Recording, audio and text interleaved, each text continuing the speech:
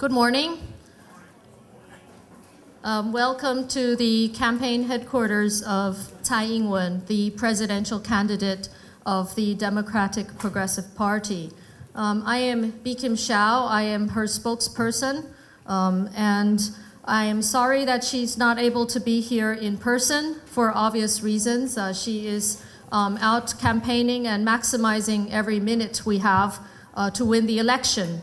But I can guarantee that after she's elected, she will have an opportunity to meet with all of you with an international press event. But I want to welcome all of the international press, the scholars and observers of this election, and I want to thank you for your interest in Taiwan's politics and for your support for Taiwan's democracy. And it's only the 5th election that we have had in our history. Taiwan is a young democracy, and it's important for us that the international community continues to express its interest in our democratic development. I will start by giving you a brief introduction of the themes of our campaign, and we will also show you some quick short videos of some of the pictures and video footings of some campaign activities, and then I would be happy to answer any questions that you may have. I will conduct this press conference in English.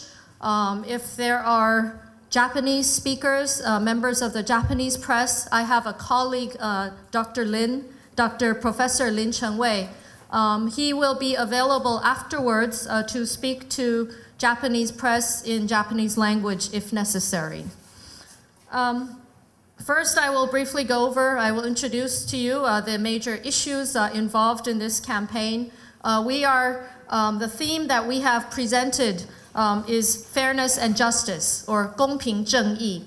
And we are focusing on fair economic opportunities and social justice. And this is in response to a number of problems that have been quite serious in Taiwan society over the last few years, such as rising housing prices or unaffordable housing costs in urban areas of Taiwan, jobs, energy issues, the problem of declining wages and declining income, or the growth in the income gap, wealth disparity, etc., are serious issues on the top of the minds of the Taiwanese voters that we need to respond to. Cross-strait relations have always been a very significant public policy matter in Taiwan. It continues to be a very important public policy area. But in this particular election, it is especially relevant in economic terms. Our people are mainly concerned. Obviously, we understand that there are benefits and also risks in cross-strait economic interaction. And our voters are mainly concerned about how the benefits are distributed in Taiwan society and how the risks are managed. So the debate in this election is focused on these two areas. We have had a problem, or we have been critical of the way that benefits have not been adequately distributed in our society over the last few years. For example, we have experienced GDP growth rate. However, we believe that the benefits or the wealth created, the growth created, is concentrated only among a few select businesses or interest groups, and the general population does not feel or does not benefit from the economic interaction across the strait. We are not against the idea of engaging. In fact, we also have a policy of gradually normalizing our economic relationship with China. However, we feel quite strongly that the risks have to be well managed and that we do need to focus on distributing the growth and the benefits. We also tend to focus on the area of diversification of our global interests versus what we believe is Ma Ying-jeou's policy of putting all his eggs in one basket, that is China, in focusing too much on the China relationship. We need to diversify our global relations, our global economic ties, And we feel that we need to deal with China along with the rest of the world instead of facing the world through only China. So cross-strait policy remains a very important public policy area. It will continue to be. But again, the focus tends to be on economic and social issues in this particular election. Dr. Tsai Ing-wen has also proposed the concept, once she is elected, the idea of a grand coalition. This is unprecedented in Taiwan politics. After all, we are a young democracy. We have not had a precedent or the practice of coalition politics in the past. However, in recent years, political divisions have deepened in Taiwan. Partisan politics are very serious to the extent that it consumes a lot of political energy that could be otherwise used for good governance and public policy. So the idea to deal with grand coalition deals with power sharing between the major political forces in Taiwan. It is a means to overcome a divided society with a lot of internal confrontation. It's a consensus-building process, and it's also aimed to deal with the problem of the winner-takes-all situation that has happened in the previous election. This campaign is very much policy-oriented. At least our campaign tends to be very much policy-oriented, although what happens in many elections around the world, mudslinging or personal attacks have unfortunately been made against Tsai Ing-wen. But we are nevertheless confident that we will continue with a very positive, policy-oriented campaign as we move into the last phase. In addition to the slogan, 公平正义, or fairness and justice, which has been a main theme of this campaign, we've also emphasized another very important slogan on all of our posters and flags and banners, and that is 台湾第一女总统, or the first woman president of Taiwan. We are emphasizing this as a historical step for progress in our society. The fact that we have nominated the first ever woman presidential candidate, and we may well produce the first woman president of Taiwan. This is something that we are also emphasizing in this particular campaign. Another unexpected evolution that has certainly been a very important part of our campaign has been the piggy bank campaign. And this started a few months ago when a grandfather brought his 3 little triplet grandchildren to try to make a political donation of 3 little piggy banks to Dr. Tsai.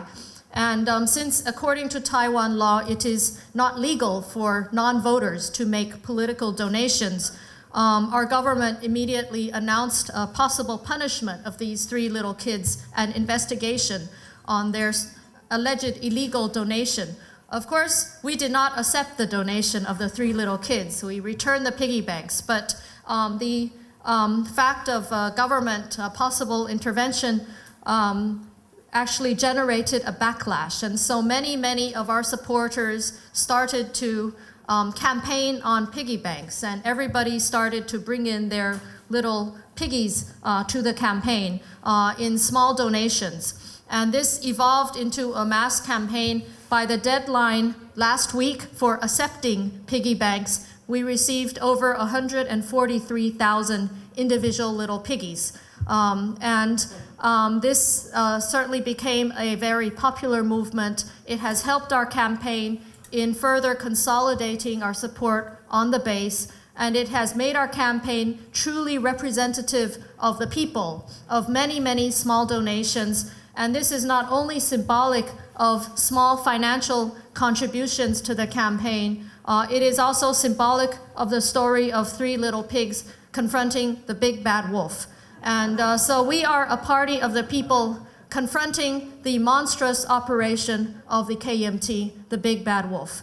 And I will show you a short video of this piggy bank campaign after this briefing. And as you go out, maybe some of you saw this as you came into the campaign.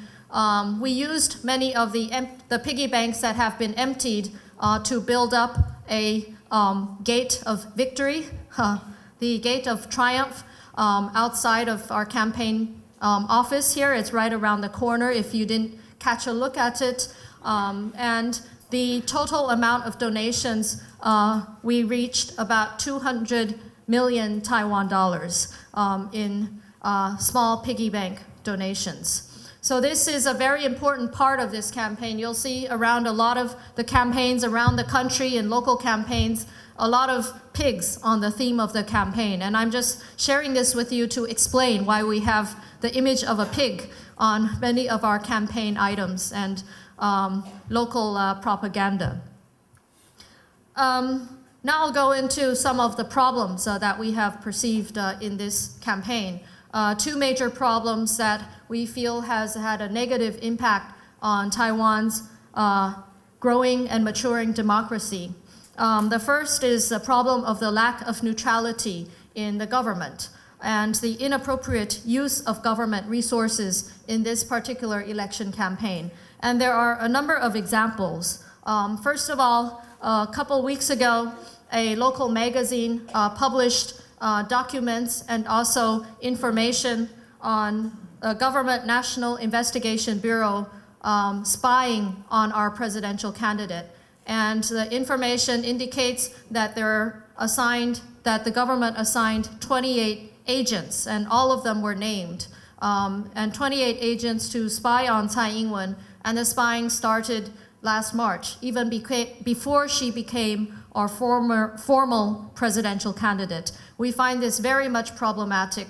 Information also reveals that members of the National Security Council, which directly reports to President Ma, also sat in on investigation bureau meetings, which is not within the legal framework or the government responsibilities assigned by our Constitution. So we have found this very, very much problematic and a reversal to the old days when the party, the state, and the judicial system were merged in a very partisan way.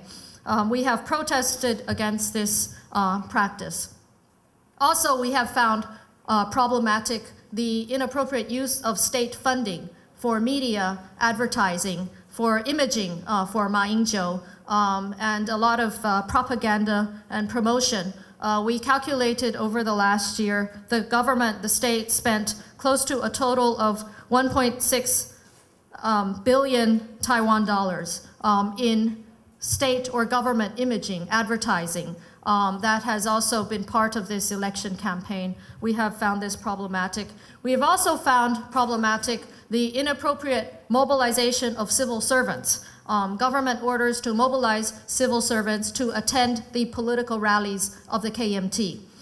Another very serious problem that occurred a few weeks ago also was the government CEPD, the Economic Policy Planning Commission, forged document dates on documents in an apparent attempt to frame Tsai Ing-wen for an allegation of embezzlement.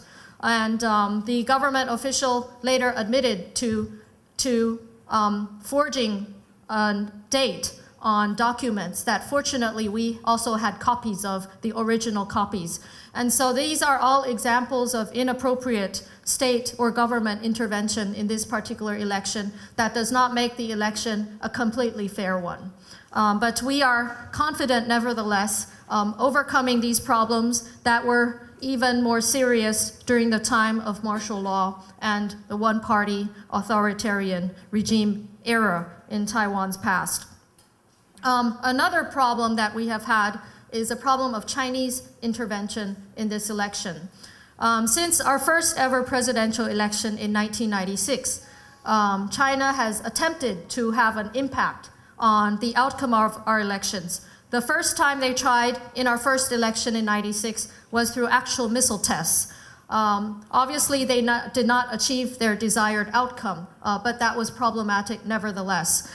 They continued in the following elections through various verbal threats, threatening instability if the DPP were to be elected. And such verbal warnings continue in this election.